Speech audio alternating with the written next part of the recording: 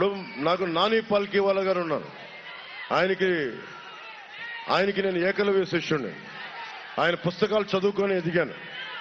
ఆయన ఒకటే మాట అన్నారు, ఈ దేశంలో దాడులకి బూతులకి రాజకీయ నాయకులు తిట్లే బూతులకి దాడులకి ట్యాక్స్ కనుక విధిస్తే ఈ దేశంలో నిధులకి కొరత ఉండదని చెప్పి, ఒక్కొక్క వైసీపీ నాయకుడు తిట్టిన బూతులకి ఫైన్ కనుక విధిస్తే మొత్తం ఎడ్యుకేషన్ అంతా ఫ్రీగా ఇవ్వచ్చు. అన్ని బూతులు తిట్టారు, వాళ్ళ మీద ట్యాక్స్ వేస్తే తిట్టిన ప్రతి తిట్టుకి కనుక ట్యాక్స్ వేయగలిగితే మనకు వైద్య విద్య ఉచితంగా వచ్చేస్తుంది. కానీ ఈరోజు మొట్టమొదటిసారిగా ఎప్పుడు కూడా ఎమర్జెన్సీ కాలంలో ప్రతిపక్షాలు ఏకమైనవి. మనకి లోక్ నాయక్ జయప్రకాష్ నారాయణ గారిని నేను దృష్టిలో పెట్టుకొని, ఆయన ప్రభావితం అయిన వ్యక్తిని. అందుకని మనం విభిన్నమైన పార్టీలు, మనకి భేదాభిప్రాయాలు ఉంటాయి, పాలసీ భిన్నాభిప్రాయాలు ఉంటాయి. అంత మాత్రాన మాట్లాడుకుంటాం. కానీ రోడ్ల మీదకి వచ్చి ఇళ్లలో ఉండే ఆడవారిని, చంద్రబాబు గారి సతీమణిని ఏదైనా మాట్లాడదామంటే పచ్చిబూతులు ఇంట్లో వాళ్ళని తిడితే ఎట్లా? ఉన్నది అసెంబ్లీ దేనికి? ఉదాహరణకి ల్యాండ్ టైటిలింగ్ యాక్టే ఉంది. ల్యాండ్ టైటిలింగ్ యాక్ట్ లో అసెంబ్లీలో పెట్టి ప్రతిపక్షాలు గొంతు ఇవ్వాలి. ఏమో చంద్రబాబు గారు చెప్పేవారేమో, ఇవన్నీ తెలుగుదేశం నాయకులు చెప్పేవారేమో. ఈ సమస్య ఉంది, రేపు పొద్దున బ్యాంకుల్లో తాకట్టు పెట్టుకోవాలంటే ఎట్లా? ఇవన్నీ అడిగే ఒక డిబేట్ ఉంటుందా? డిబేట్ లేదు. ఏదైనా మాట్లాడితే ఇంట్లో కూర్చున్న ఆడవాళ్ళని తిడతారు, లేదంటే బెదిరిస్తారు. ఈ ప్రభుత్వం డబుల్ డి ప్రభుత్వం. దాడులు, దోపిడీలు, బూతులు తప్ప ఇంకేమీ చేయలేదు ఈ ప్రభుత్వం. వైసీపీ నాయకులందరికీ ఒకటే తెలియజేస్తున్నాం, ప్రజాస్వామ్యంలో ఒక స్థాయికి వచ్చాక భయపడరు ఎవరు, ఎదురు తిరుగుతారు ఎవరైనా సరే. ఆడవారు కాదు, మగవారు కాదు, చిన్నపిల్లలు కాదు, ఎవరు కాదు. స్వేచ్ఛే ఈ దేశానికి పట్టుకోమ, వెన్నెముక. స్వేచ్ఛ, భద్రత. అరే నా దేశంలో నాకు స్వేచ్ఛ లేని కాడికి నేను ఎందుకుంటాను ఈ దేశంలో? చాలా మంది టీడీపీ మద్దతుదారులు 2019లో నేను అమెరికాకి వెళ్ళినప్పుడు మాకు ఇక్కడ జగన్ వచ్చేసాడని ఇంక మేము రాలేము ఆంధ్రప్రదేశ్కి, మమ్మల్ని ఇబ్బంది పెడుతున్నాడంటే ఒకటే చెప్పా, మనం ఒక చెట్టు మీద అనుకున్న పక్షుల్లా గూళ్ళు పెట్టుకుంటే చిన్నపాటి గాలి వానొస్తే ఎగిరిపోతాం. అలాగే ఏదైనా కూర్చోబెట్టి మనకు సంబంధం లేదంటే ఎగిరిపోతాం పక్షుల్లాగా. అరే మనం వేళ్ళూనుకున్న చెట్టులాగా, భూమికి వేళ్ళూనుకున్న మనుషులు మనం. కృష్ణా నదిలాగా ఇక్కడ అంటి పెట్టుకున్న వాళ్ళం. మన నేలని విడిచి, మన ఆంధ్రాని విడిచి ఎక్కడికి పారిపోతాం మనం? జగన్ చూసి భయపడాలా? వైసీపీ గుండాలను చూసి భయపడాలా? వైసీపీ నాయకులను చూసి భయపడాలా? ఎందుకు భయపడతాం? ఎవరికైనా దమ్ము ధైర్యం లేకపోతే ఈ సమాజంలో మనకు బతికేందుకు? నేను మీకు ఉన్నదే అన్ని తెగించి వచ్చాను, మీ గుండెల్లో ధైర్యం నింపడానికి వచ్చాను. ధైర్యం ఇప్పటం సభకి అనుమతిస్తే ఎంత దిగజారుడు ప్రభుత్వం అంటే, మనకు సభ కోసం స్థలం ఇచ్చినందుకు రైతుల్ని పొట్టగొట్టింది. రైతులు ఇళ్లు కూల్చేశారు. రోడ్డు అవసరం లేని కాడి చోట రోడ్లు కూల్చేశారు. ఎవరన్నా మాట్లాడితే బెదిరిస్తారు.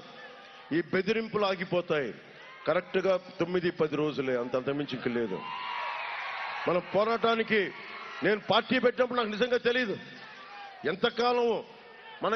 ఎంతకాలంకి అధికారం వస్తుందో నాకు తెలీదు. 2009లో అప్పుడు పార్టీ ప్రస్థానంతో నేను ఒకటే అనుకున్నా, మాటకి చాలా విలువ ఉంటుంది.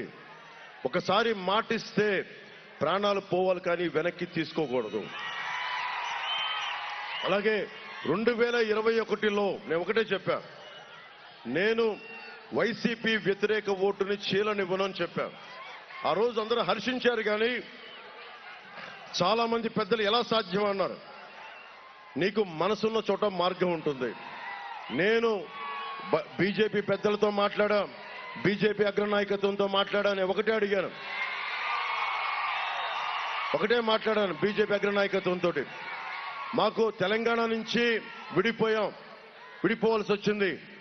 ఆంధ్రప్రదేశ్కి ఏదైనా చేసుకుందామంటే మాకు ఇబ్బందులు ఉన్నాయి. దాన్ని ఏదన్నా కొంచెం ముందుకెళ్ళి తీసుకెళ్దామంటే వైఎస్ జగన్ వచ్చాడు, అందరినీ బెదిరిస్తాడు. ఎక్కడెక్కడి నుంచో కూర్చొని కిరాయి ముక్కలను తీసుకొస్తాడు, బ్లేడ్ బ్యాచ్ అంటాడు, దాడులు గ్యాంగ్ అంటాడు. ఏదైనా మాట్లాడితే ఎస్సీ ఎస్టీ అట్రాసిటీ కేసులు, ఫాల్స్ కేసులు పెట్టిస్తాడు. ఎస్సీ ఎస్టీ అట్రాసిటీ ప్రజలపైన ఎస్సీ ఎస్టీ అట్రాసిటీ కేసులు పెట్టిస్తాడు. బీసీల మీద దాదాపు 8,000 కేసులు పెడతారు. ఎవడు బతకడానికి లేదు, అందరూ భయపడాలి. నాకు చిరాకు వచ్చింది. నేను ఎందుకు భయపడాలి? మాట్లాడితే వాళ్ళ కుటుంబంలోనే వాళ్ళ తాతగారి దగ్గర నుంచి పక్కనోడి ఆస్తి దోచుకోవడం అలవాటు. వెంకట నరసయ్య గారు చెప్పి ఒక బలిజ కులానికి చెందిన వ్యక్తిని ఆస్తిని దోచుకున్నారా వెరైటీ స్మైల్ అప్పటి నుంచి. అందుకని ఈ రోజున వాళ్ళు కొత్త కాదు. ఇలా అడుగుతాడు ఓటు, మీరు ఓటు వేయకపోతే చంపేస్తాను అన్నట్టుగా. మనం చెప్దాం కూటమికి ఇదని చెప్దాం. మనం ఓటేసి నల్ల మచ్చేసుకొని చూపిద్దాం, ఈ ఏళ్ళు చూపిద్దాం వైఎస్ జగన్కి.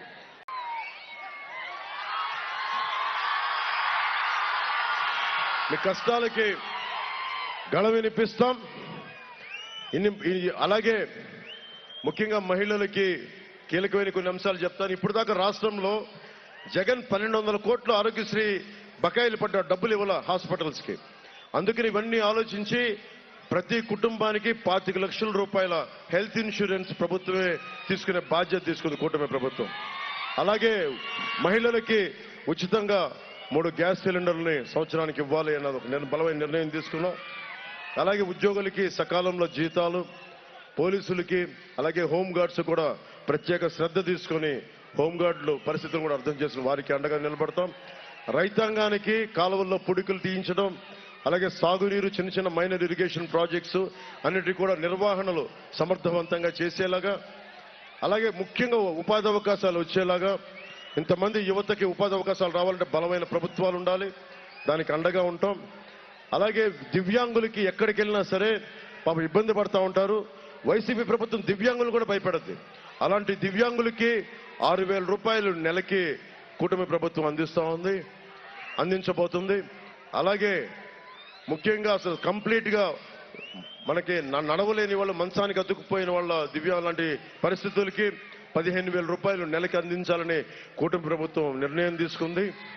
అలాగే తలసీమియా లాంటి వ్యాధిగ్రస్తులకి నెలకి 10,000 రూపాయల చొప్పున అందించాలని కూడా కోరుకుంటూ అది బాధ్యత నిర్ణయం తీసుకుంది.